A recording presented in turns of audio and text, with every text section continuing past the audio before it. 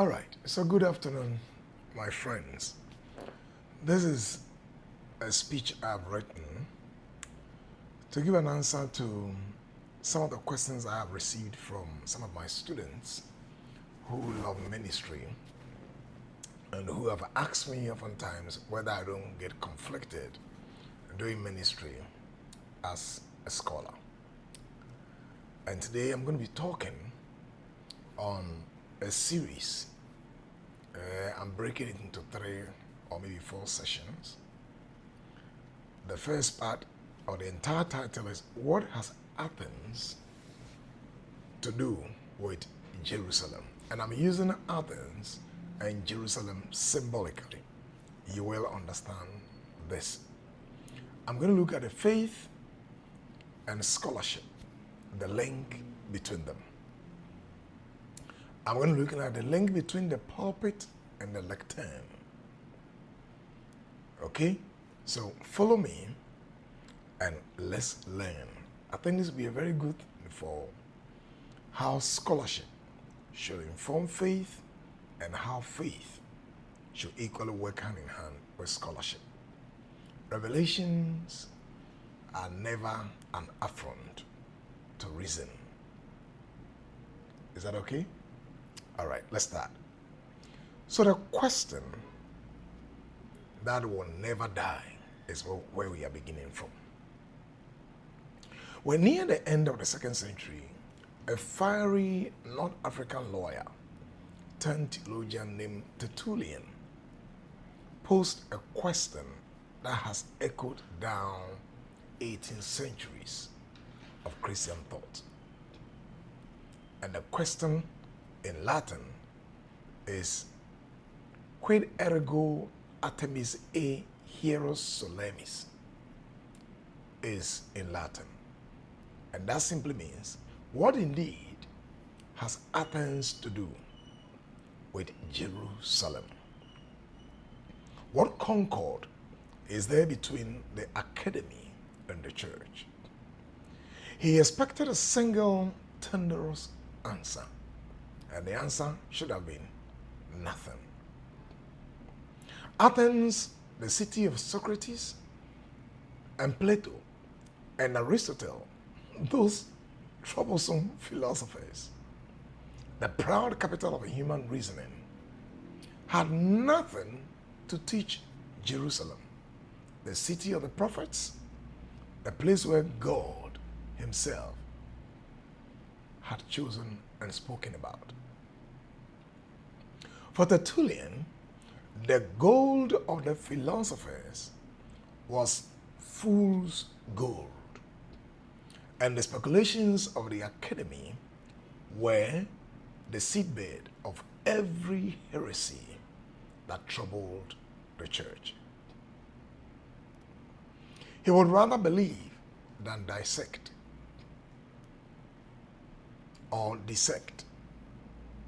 Writing of the death of the Son of God, he declared, Charitum est quia impossibile, meaning it is certain because it is impossible. A line later flattened into a slogan, I believe because it is absurd. And yet, here is the irony we must sit with. From the very start, Tertullian asks his question in the polished Latin of a classically trained rhetorician or rhetorician. He deployed the logical weapons of Athens to wage war upon Athens. He could not escape the city he despised, because the city he despised had given him his tongue. The man who asked, what has Athens to do with Jerusalem, was himself the living answer to his own question. That irony is the door through which we enter into this subject. For this is not a quaint relic of the patristic age. It is a living question of every believer who has ever sat in a lecture and wondered whether what is taught there can survive contact with what they confess on Sunday morning. It is a question of the pulpit and the lectern. So let's look at the two cities, Athens and Jerusalem. And let us be clear about what these two cities have come to represent. Athens is a shorthand for human reason. It represents philosophy, the liberal arts, the natural sciences, the discipline and inquiry of the academy. It is a lectern, a place for critical questioning, restless, governed by evidence and strong argument. Now, how about Jerusalem? Jerusalem represents divine revelation. It represents the scriptures. Jerusalem represents the prophets and apostles, the word of God received in faith and proclaimed in worship. It is the pulpit. It is a place for confessing, proclaiming, kneeling, governed by what God has spoken. The lectern asks a very simple question. Is it true? And how do we know? The pulpit announces, "Thou sayest the Lord."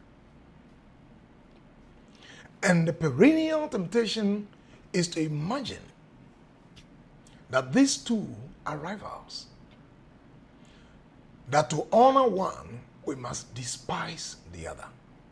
That every inch the lectern gains, the pulpit must surrender. Is that true? This matters because the question is not academic in the dismissive sense. The Christian student feels it as a private crisis. And this is a crisis on his mind. Will my professors dissolve my faith? Will my faith embarrass me before my professors? The preacher feels it as a professional tension. Should I bury myself in the Greek and the history and the commentaries, or should I simply open my mouth and trust the Spirit? And the church as a whole has feared in every generation that learning leads to unbelief and that piety leads to ignorance. So we must ask honestly, are these fears warranted? Has the marriage of Athens and Jerusalem ever produced anything but compromise? I'm coming back to you. Begin to reflect on the first session. Shalom.